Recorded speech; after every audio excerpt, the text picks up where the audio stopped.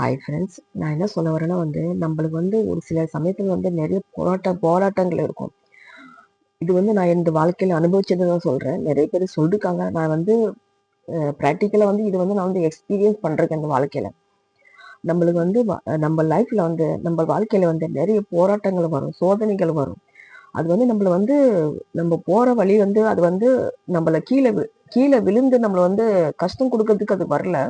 அந்த நேரத்துல நம்ம கொஞ்சம் பொறுமையா இருந்து அந்த இதெல்லாம் ஓவர் கம் பண்ணி போனாதான் நம்மளுக்கு நம்மள கடவுள் இன்னொரு ஒரு லெவல்ல கொண்டு போறதுக்காக இந்த கஷ்டங்களை கொடுக்குறாங்கன்னு நம்ம நம்பணும்.